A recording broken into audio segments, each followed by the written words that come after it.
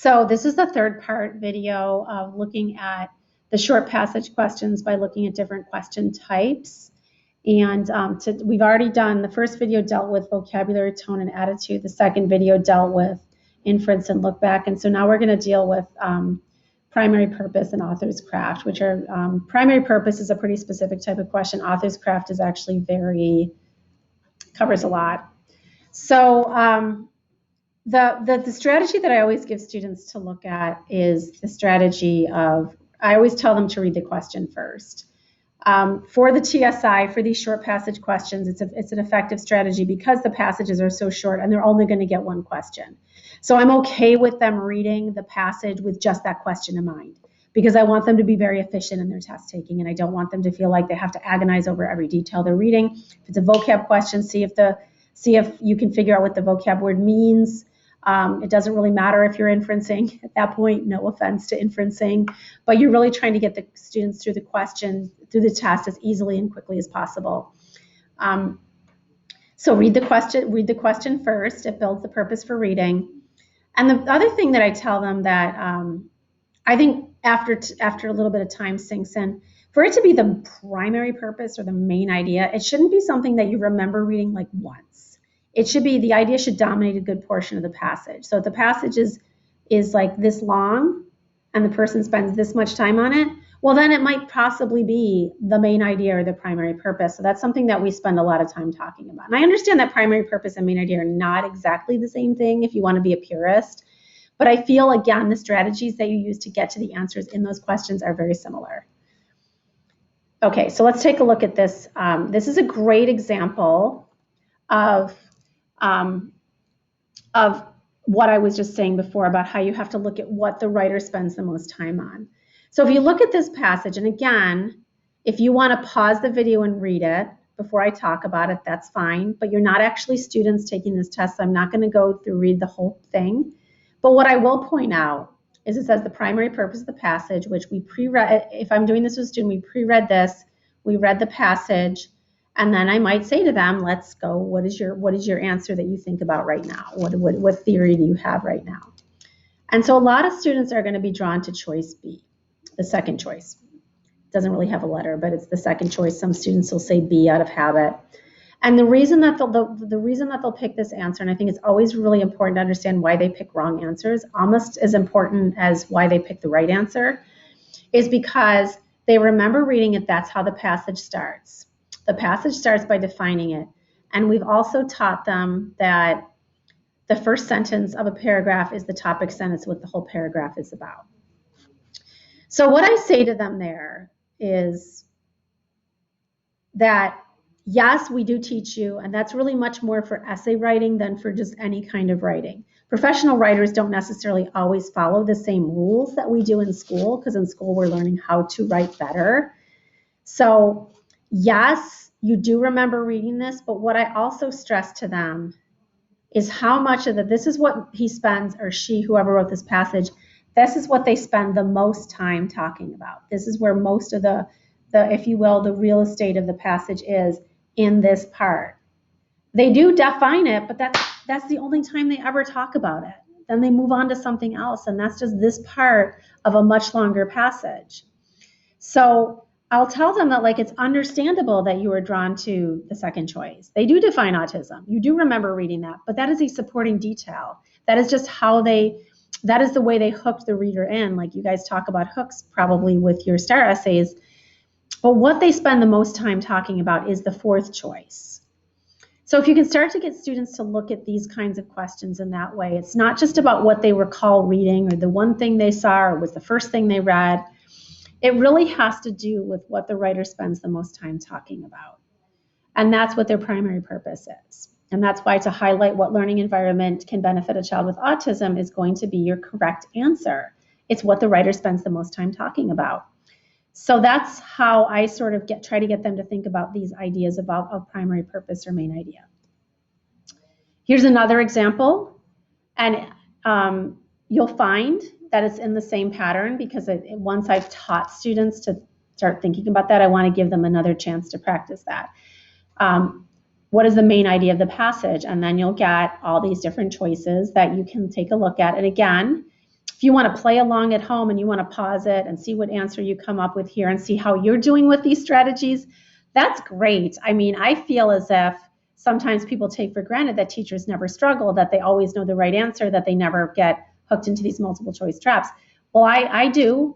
I get trapped into fewer of them since I started like looking at the ways they're trying to fool us. But, I play this game called Trivia Crack, and sometimes I pick an answer just because it's weird and obscure because I think the other answer is too obvious and I get it wrong. But, so it happens to everybody. So if you want to pause and see what you think the answer is, you can. But I'm going to go through and talk about what I would do with this. Again, this is what the writer spends the most time talking about. They do. This first sentence is an absolutely true thing, and it's very much what the first sentence is, and you are going to have students drawn to that. And it might seem like I'm trying to trick the students. What I'm trying to do is expose them to the tricks and chicanery that these tests all impose upon the students. Look, they're going to have people that you're going to have an answer where they pull something from the passage and they're hoping that you pick that. But you always, when you're looking for a primary purpose, when you're looking for a main idea, you really always want to think about what the writer spends the most time talking about. And that's really what I really emphasize with the students when we do this type of question. So of course, the answer to that one then, oops, oh, that's bad. The answer is the third choice. So let me securing evidence to determine whether a practice is a ritual has proven challenging for scholars. Before I post this slideshow, I'll make sure the answers are all there. And the answers should be animated to click. So sometimes I do that, sometimes I don't. Okay, so let's go to the very broad area of author's craft. So author's craft, you might be thinking, what I have all the students thinking is that what does she mean by author's craft? Well, author's craft to me are those questions that sort of asks why the author does what they do. What are they trying to accomplish by adding this sentence in? What types of support are they using? So so I always explain that to them. And again, if you think there's a better way to sort of like classify this type of question, but the reason I put these questions together is I feel like they all encourage the students to think about why the author makes the choices they do, or what choices is the author making to support their point, to get their ideas across. And so I put those in the category of author's craft. And this is what I say. It refers to the choices and decisions the writer is making in order to achieve a certain effect. That's how I define it for them. And again, I know I've mentioned this in the other videos, but these slideshows will be posted on the Canvas classroom. This one is posted as one long video, parts 1, 2, and 3, or as one long slideshow rather. I broke it up into 3 separate videos. So which of the following best expresses the irony of mating between the redback spiders? Irony is always when you see it on a task. They don't I find that students have a more detailed understanding of irony than they need for the TSI. Like they know that there's dramatic irony, then there's situational irony, and they know there's verbal irony. Really the only one I see tested on the TSI is what we would call situational irony, where the outcome is different from the expectations. The reality is different from the expectations. And so this one talks about that. So first of all, I have to make sure they know what irony means. And the chances of them getting an irony question on the test are pretty slim. It would be if you find this question confusing and too much effort, especially if you have a short-term intervention, not that you need it, but you have my permission to yank this question out. So the correct answer to this one, again, if you would like to pause, play along at home and see how you do. The correct choice to this one is, and I always tell them irony when what happens is different than what we expect. I mean, I know that's like a really pedestrian definition of irony, but to me, that's the one that's the most useful when they're testing. So we expect something and then we get something different. What happens is different than what we expect. And so the correct, and hopefully I put my little red arrow on this one, yes. Sometimes small male spiders are safe during the courting process because we would expect the small male spiders to be like all, in danger and possibly dead. But in this one, if you read the passage, it's actually kind of interesting because they talk about how if the black widow doesn't get the requisite 100 minutes of courting, they cannibalize their male suitors. And the tiniest of males sometimes approach females after the critical minutes of fruitful successing without being eaten. So Again, sometimes the small ones play by the rules, do it right. Kind of a fun little passage, but anyway, that's the correct answer to that one. So that, again, that's a little bit more in the weeds than you may want to go. I don't always leave that one in the intervention. This one, I highly encourage you to keep this example in, because this is one they can 100% get right, but they will 100% get wrong if they don't know what the choices mean. If they look down and see statistical data and they don't know what that means, if they don't know what anecdotal evidence is, but these things are all very easy. So the first thing I will always do is I will define what those mean. And great, you will probably have some students who know what statistical data is. Anecdotal evidence, maybe. Quotation from named authority, they probably know that one, but they haven't heard it maybe referred to in that way.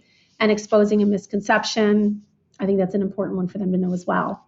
So I always make sure we know what those mean. Anecdotal evidence, I always tell them they know what that is. They do it all the time. If I say to them, oh, I had a really bad day at school, the first question anyone will ask is what happened. So I always talk about how anecdotes are little events or little occurrences, little examples that we use to support our point. Statistical data, I say it's numbers. I mean, a statistician might come in here and go, it's more than that. That's fine. For the purposes of this test, it's numbers. Quotation from a named authority, I say it's someone who's an expert, and you usually will see the person's name, and then you'll see a label after that showing why they have the right to have that opinion, why they're experts. Exposing a misconception, I talk to them about what that is, and I think I have a question that actually deals directly with that next. But so I always make sure they have this question, because they should never miss this question. If there's numbers in the piece, they know it's statistical data if they're being asked this type of question. And I do want some of the questions to be that easy for them, because I want them to get through the test confidently and quickly. So this one, with just a little bit, with the most minor and the most surface of reading, you can see that the correct answer is the third choice. But this is a question they will miss if they don't really think about what those things mean. So I always want to make sure I go over one of these with them before they take the test, because I have seen this very same type of question on the TSI. So again, if they need this much help, I highlight, look at this. What is Nicholas Johnson, chief scientist? What is best represented by these choices? And then they can hopefully get to, this choice, which is quotation from named authority. I will go through and add those errors before I post this slideshow. Okay. All right, so this one is another example of author's craft. So this is your third example you can look at. And I always see the question of an intended effect. And that question stem can be kind of intimidating to students when they're getting used to it. Once they kind of get used to seeing that wording, I think it's a little easier. What is the intended effect of starting the passage with a reference to Rosa Parks? And so the four choices you have are to challenge a commonly held belief, to compare the accomplishments of Rosa Parks with the accomplishments of Claudette Colvin, to criticize the undeserved fame enjoyed by Rosa Parks, or to arouse strong emotion in the reader. So if I look at this question, this is probably one where I would coach them to use an elimination strategy. And if you're curious about when I coach them to do that and when I coach them not to, I always say to them, if you're confident and you know the right answer, go with it. My experience has been most students overthink things. They agonize. And what I want to say to them from time to time is, I've been covering this up the whole time. It all says the same thing, which is author's craft. What I want to say to them is, oops, let me go back. Okay. What I say to them is that if you know it, you know it, move on. If you don't, that's when you want to eliminate. So I do want them to have a level of confidence. I don't want them to agonize. I say, I don't want you to burn 500 calories on every single question. It's not necessary. But this is one of those questions where I think you do have to slow down and spend a little bit of time and sort of take your time and looking at it. So this one I would coach an elimination strategy. And if you do coach an elimination strategy, you can get rid of the third choice to criticize the undeserved fame enjoyed by Rosa Parks, because that just is out in left field. No, there's no suggestion that the author wishes to do that. To arouse strong emotion in the reader, if you look at what they're actually saying there, it's kind of just stating a really, really objective, calmly stated fact. So that's just not, that might be one of those sort of kind of generic answers that the kids are just drawn to because it's just like, oh yeah, like it's emotional because it's racism. That is something we want to caution them against. If they're arousing strong emotion, the language would be a lot more loaded. So I just always say that's one of the generic answers you should avoid. So it brings us to these two. The one that they most like to pick is this one because they see Rosa Parks, they see Claudette Colvin, and they're like, oh, that's what they're doing. So I talked to them about, again, is this something they spend a lot of time doing, comparing the accomplishments? No, they really don't. They just mention Claudette Cole. They just mention Rosa Parks, but they're saying, why does he mention Rosa Parks? So then I talked to them about the wording. And if they're in this intervention with me, we did just spend some time talking about this idea of a commonly held misconception or exposing a misconception. And so I look at that, while many were taught, that wording leads me as a reader to say, you've been taught this, it's not right, it's incorrect. So when I get that reading, while many were taught, and one of the things I also talk to them, and this ties back to purpose, which those questions we looked at, this is something writers do all the time. Writers are always challenging commonly held beliefs, because if all writers ever did was just say, I agree with what Johnny said, I agree with what Patricia said, they wouldn't get published. There always has to be that angle, that thing that many of us were taught this, but I'm here to tell you the truth. Many of us were taught that fat is bad for you, but did you know that healthy fats can help you lose weight? I don't know, whatever. That's something writers like to do, and that's part of purpose. That's why I often teach these two in the same lesson, because purpose is like why they do things. And writers like to do this. They like to bring in something that most people don't know and sort of shake up those previously conceived notions that they have.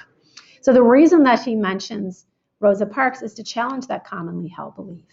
And I mean, you can teach this to students even as a text structure. I don't know if it technically falls under the text structures that are, accepted by the reading community, but this is something writers do all the time. And so once I teach students that, be on the lookout for that. Be on the lookout for them going in and exposing something that is what we all have assumed to be true, but is not true. So that gets us to the correct answer, to challenge a commonly held belief. I remember to put the arrow on that one. So that is, I like to give them those exposures. I like to get them thinking about those things before they take the test. Okay, and that is it for this series. What I will do next, the next video I intend to make, is one that looks at how these questions, these same types of questions, will function in the literary passage, which is how the test starts. So the nice thing about kind of like the way, for me, obviously I think it's a good way to approach it. But for me, approaching it from the standpoint that these are the types of questions you're likely to encounter, these questions will also be seen in the literary passage. So they've already encountered an inference question. They've already encountered an according to the passage question. They've already encountered the wording, what is the intended effect? Because we've done it with the shorter passages. So it shouldn't be, the literary passage is just a different genre, but the types of questions that the kids are going to encounter are going to be the same. And so they should be able to answer those questions. If they're able to answer them in IT, it's just a matter of applying it to a new reading experience in a new genre. So I'll be talking about that next, but you'll see a lot of things that kind of building on this video, building on what we did here in that video. Thank you. If you have any questions, let me know. And above all, if you have any good ideas, you must let me know. Have a great day. Thank you.